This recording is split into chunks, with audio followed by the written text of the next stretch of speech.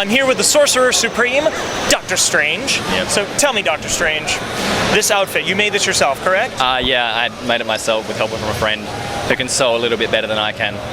The cape needed a bit of expert help, but yeah, apart from that.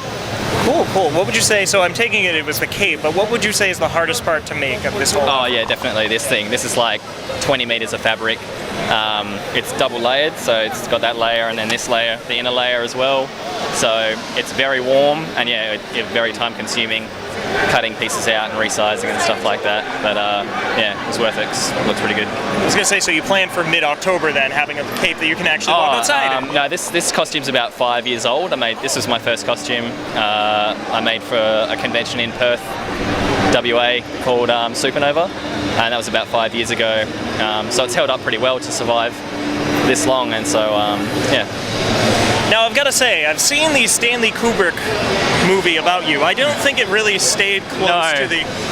It strayed from the source material somewhat. A little bit. Yeah, which was a bit disappointing.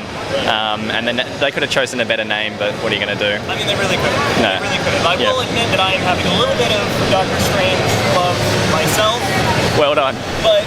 Well, we got there in the end. Right. We got there in the end. end. In case you didn't get what I was talking about.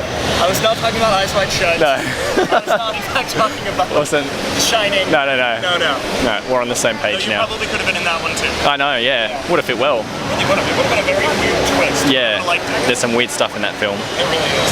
So, now are you a New Yorker? No, I'm not a New Yorker. Okay. I'm from Western Australia, which is a bit away.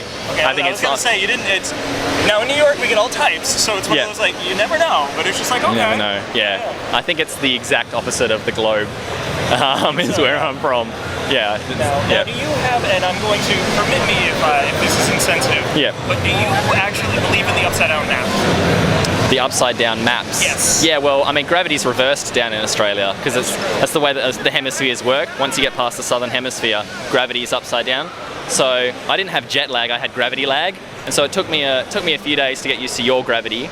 But I'm all good now, and hopefully I won't have that much trouble when I get back to Australia.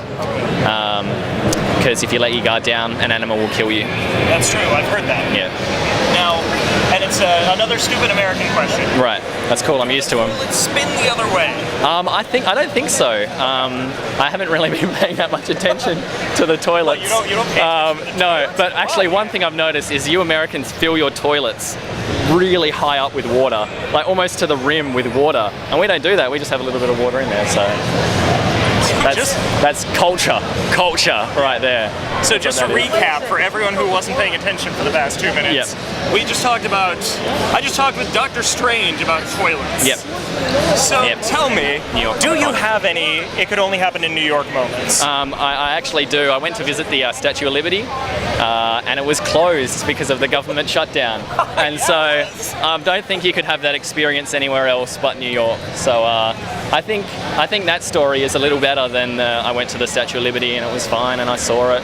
No, I went there and it was closed and they weren't letting people see it. So if you really want to, if you just need to see it a little close, you can take the Staten Island ferry. I don't know if anyone's told you, but you can if you feel like it. It's only like, it's good. I got a photo of it like kilometers away and it's tiny. It's about that big and I'm like, that'll do. It's one of the few things I tell people that are outside of New York. It's like, you can do it there. Go there. It's cheaper. Yeah. $5. No worries.